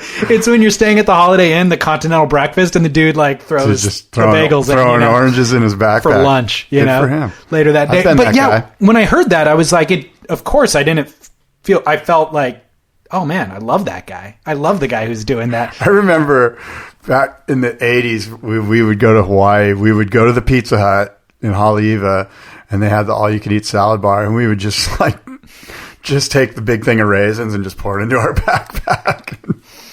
I get it. Everybody's been there, dude. Yes. Totally. So that's why Jadson is my Duke, and the WSL is my Duke for producing these pieces now with our prompting, of course. But I'll put that Jadson Andre piece on spitpodcast.com. For anybody who wants to see it, definitely come there. Check Absolutely. It out. We will put that on spitpodcast.com. For sure. Which is the place you need to go. For everything we discussed. To get the feed, to get everything we've discussed, and to listen to the show and tell your friends. The other thing that you can watch there is my must-see moment, and that is a new edit that just dropped yesterday called Native. Jay Davies. The beloved. Remember Jay Davies? I heard it's an insane edit. Somebody on some social media said Dave Prodan. Dave Prodan just put it out and was like, this thing is insane. Yeah. And so I got to check that out. Jay Davies is a guy that we don't see enough of as far as I'm concerned. One of my favorite surfers of the last 5 years, I'd say. Remember when he made that run in the WSL? Yeah, Margaret River, right? Yeah, it was insane. At the box? Mm-hmm. And then he's a Western Oz guy, and he was saying that he wanted to do with this edit, he wanted for viewers to feel the way that he felt watching Sabotage back in the day, the Taj Burrow profile video, where a lot of it was set in West Oz, which is where they're both from. Yeah. And he's like, I looked up to Taj a lot, but also like it's a rugged environment with big threatening waves. Yeah. And then big crazy air sections. And that's what this is. He said he never ever cared about the Gold Coast. He goes, if I never go to the Gold Coast again, great. The West Oz is where it's at. I think he's on to something. And well, let me tell you, dude, the guy, he's built like a rugby player. He's an impressive specimen of a human being. You're in love with him, aren't you? Absolutely, dude. There's a bromance going on. Absolutely. I'm going to hit the gym today because one-sided bromance. Totally. Actually, you don't think he's a fan of this podcast? I don't know. Come on, dude. If Jay's contributing giant airs and barrels, I'm contributing he's one of us. endless talking. Right. Ad nauseum. So anyway, the guy's a specimen to look at, and he surfs waves with that kind of power that he possesses and like raw, reckless aggression. Yeah. And what's interesting is his surfing and just his aura reminds me of what Dane Reynolds was doing 10 years ago, maybe 7 or 8 years ago, where these edits would come out on Marine Layer and kind of break the internet and everybody watches them. Yeah. And it revolutionizes, I don't know, it creates a movement kind of where you just want to dress the way that he's dressing and surf the way that he's surfing. And you want, it's just radical, raw, powerful surfing. And he's not modeling it after Dane. And Dane wasn't modeling it after anybody. They're doing it the way that like their physique allows them to do it and the boards that they're riding. It's like the perfect time, the perfect place, the perfect everything coming together. He's from West Oz. He's got this rugged, brutal kind of masculinity he was born to him. with half of a beard. He was. You know what I mean? When he came out, there was like they cut the cord, and he had like half of a beard scraggle still just like sitting there on his. Totally. Yeah. And he slapped the doctor instead of the doctor slapping him. Exactly. That's exactly right. So there's lefts, there's rights, there's big throaty barreling, like perfect but imperfect waves, but then he's doing massive airs and alley-oops on other waves. There's a little bit of everything in this 16-minute edit. The music is perfectly dialed into the surfing. There's a little footage in there of Ry Crakey and Taj Burrow and a couple of other guys. He looks like he should be like a brick mason, and then he drinks Brandenburg rum for breakfast. He's like complete Ocker Aussie guy. Like he wears those like masonry boots that all the Aussies wear, and he's constantly dirty. Like there's dust everywhere, So you're in love with him too, is what you're saying. He broke the internet. Like I think that should be a new segment that we do. Yeah. Like, and it has to be saved for special moments, but Jay Davies broke the internet this week. I think so. And the other thought that I had about it was there's a collective experience that we're having watching this thing where it doesn't happen that often. And I always question on this show anyway, is the feature-length surf film still relevant? Hell no. The only relevance that it has to me is going to a screening and watching it in a group of people where it now becomes an energy. Right. But when these things happen, when Dane Reynolds put out Chapter 11, that edit, when Hector Santamaria did that weird flippy thing a couple of weeks ago, everybody stops and watches. Everybody comments on it, at least for a day or two. This is that experience. They put a teaser out a month ago. And so like we knew this was coming. And then when it hits, we all stop what we're doing and we watch together. And then we all comment on it together. The new paradigm. It's the new paradigm. place where you can get that collective experience on these short, almost bi-monthly or monthly edits or whatever they are, however the time span is at these things like the Surfer Pole Awards. If they're done correctly, like the way the WSL will do the XXL Awards, you get all of those people in one room, and in a loud and proud fashion, you almost need an awards show. We almost could do an awards show based on these edits. And you call it the Broke the Internet show, or you come up with something clever. And you just get everybody super stoked to watch it again and to scream and yell and go, yeah, I remember last month, 2 months ago when that came out. That would be a cool awards show. Yeah, the Surfer Pole Awards has a segment for web edits now the last couple of years, but it's almost they do a poor job actually producing that show and everything, but it's the scenario that you're saying is trying to add organization to something that is too fluid. Yes. You can't even add that. Well, I'm just saying you could look into doing some sort of web award show. I don't know if it's doable or not, but you would look into it to get the collective feeling that you were looking for, that you were commenting on. I think it's been done. I know I've experienced that at the Surfer Pole Awards or at the XXL Awards. I've had that experience where you go and you watch the 8-minute montage and then you leave. Right. Because you don't want to hear the stupid, boring talks. Right. Surfer Magazine, guys, the bummer about Surfer Magazine is that it's Surfer Magazine. It's so staunch and so conservative and so, oh my God, we've got to be Surfer Magazine because we have 60 years of legacy, that they can't break out of that mold and do something different and cool because it's not in the surfer aesthetic. They're steering a giant ship, and it's like you just make subtle adjustments to change your direction. They can't do a hard pivot. They can't like jump in a Hobie Cat and go sailing like Mach 30 down the internet, Which is surfing should be making hard pivots, Right. Let's not be so conservative. We are so full of ourselves. We think we're so friggin' important. It's ridiculous. Yeah. Should be irreverent. Yes. That's what surfers are. They're irreverent. Yeah. Anytime somebody goes, oh, you can't do it that way, that's probably a surfer talking. Well, Scott, great Yes. show. Where can people get a hold of you? Well, you can send me an email, scott@surfboardshow.com, or you can find me on Instagram @Boardroom Show or Twitter @Boardroom Surf. Perfect. Are you checking Twitter anymore? Yeah, I check Twitter all the time. You do? Yeah. Okay. I've kind of gotten off of it, and then I got on recently, and I had like so many notifications replying to People are mad at you, David. people tweeting us at the show from like 3 People are weeks mad ago. at you. I'm getting a lot of tweets. People are angry. Yeah. At least one person. I accept it. So then my email is hello@surfsplendorpodcast.com, and then of course on Instagram @surfsplendor, where we've had some great comments and like feedback from listeners with the show. So like that one from Tony actually came on Instagram. So definitely chime in. You know, I told you the guy sent me an email about the Wave Garden. I mean, about Inland Surf Park. Yeah. Let me just get to it real Yeah, quick. yeah, It's yeah. short. Yeah, go.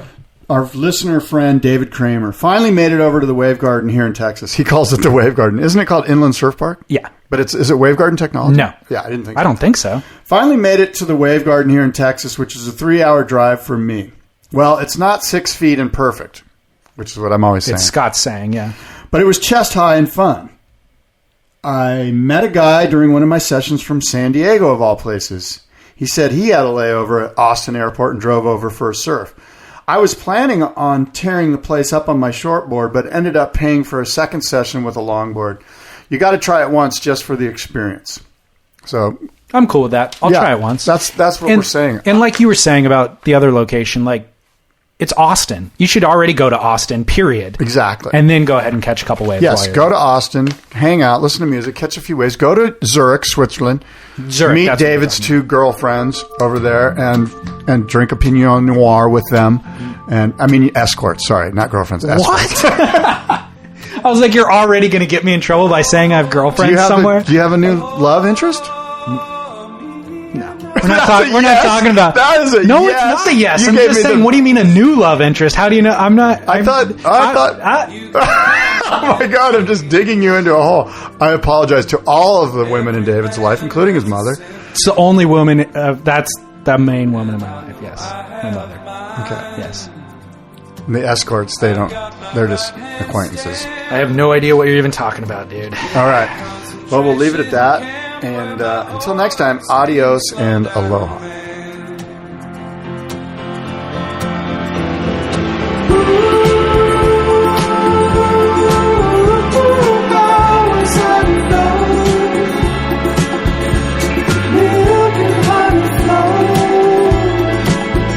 Just a couple states below.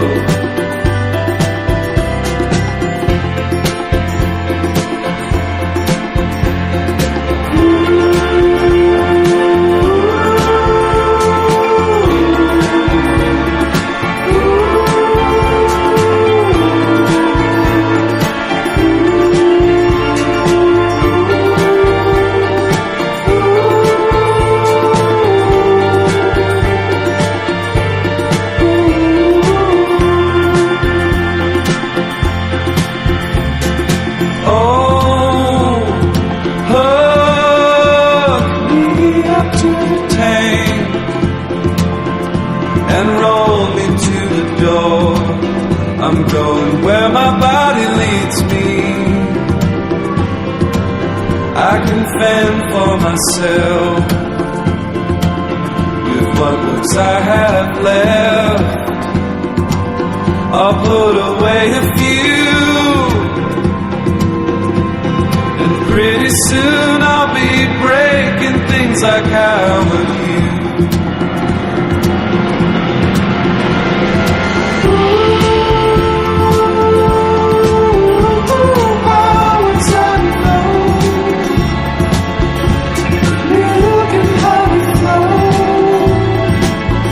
Just a couple states below.